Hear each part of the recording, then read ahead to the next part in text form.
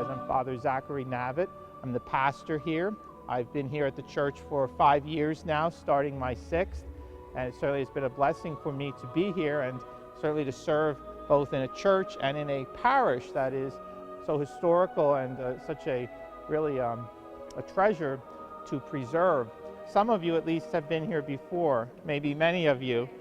I know that this church has a very special part in your history as a family, and it certainly has a great history in and of itself. St. Francis de Sales Parish was started in 1890. It was really started by a rebel, an Irish working woman who wanted a church closer to her home, so she petitioned. She was bold enough to write a letter to the Archbishop himself asking for a church, and her request was granted. At that time, this was a neighborhood mostly of Irish immigrants, and through our history, well over 100 years, this neighborhood, that has remained a constant. This is still a neighborhood that is welcoming immigrants.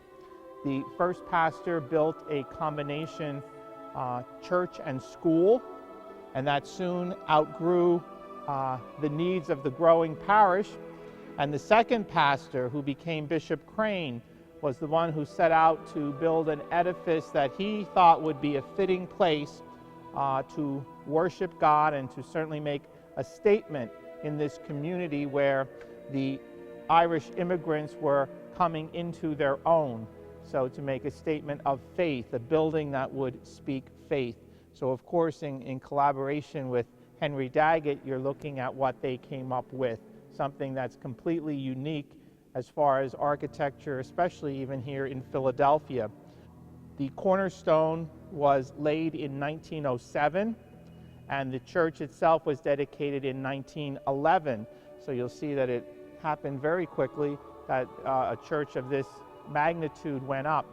As you look around, you'll see there are some very unique features to the church, in addition to the beautiful use of marble and mosaic.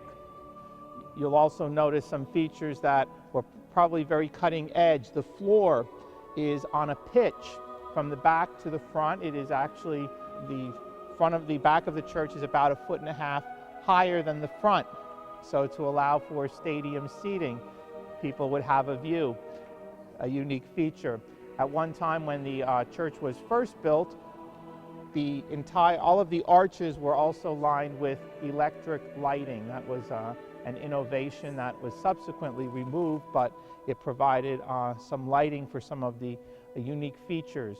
I'm passing on to you what's been kind of passed on to me through both history and some legends, so I'm sure there's at least some truth in what I'm saying. It's my understanding that Henry Dagit partnered with a man, Raphael Guastavino. Henry Dagit designed the church structure itself and was responsible for overseeing construction up to the roof level. At the time that the church was built, there was a great interest and desire to build large buildings without columns that were also fireproof.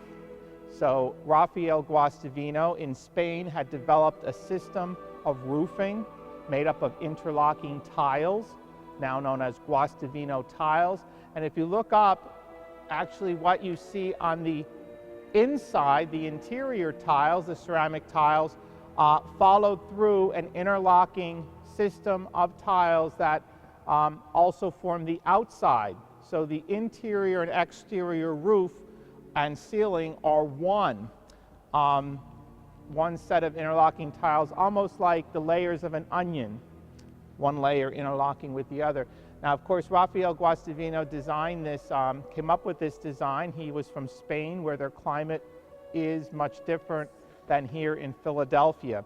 This is the only building in the United States that was constructed using Guastavino tiles for both interior and exterior roofing, and there is a reason for that. It didn't work. The freeze-thaw cycle quickly did some damage to the tiles. Water would get in, so the roofing, the exterior was covered. The nave of the church, if you look at it from outside, is covered at this point with a like an aluminum coating. And the dome, which is the significant landmark aspect of the church, the dome through the years continued to give some problems until the 50s, when the solution that was devised was to create a dome over the dome. So the original dome, which again would have been in these muted earth tone colors, both interiorly and exteriorly, was covered by a dome composed of cement, and then ceramic tiles were used and attached to cover the exterior to mimic the look of tiles, but to create a much different look outside. The look that you see that has come to be known as the Dome of DeSales is not really the original look that would have been found here. The bright colors were Bishop McShay's idea. He followed Bishop Crane as a pastor by a few generations, but he came and redid the look. That didn't work either, so which brings us pretty much to today. We're in the midst of a study. We just had a firm from New Jersey conduct a thorough architectural and engineering study of the building, which came with both its good news and its bad news. The good news is that Mr. Dagit designed a very sound, both beautiful and sound building. So what we're sitting in is certainly here to stay.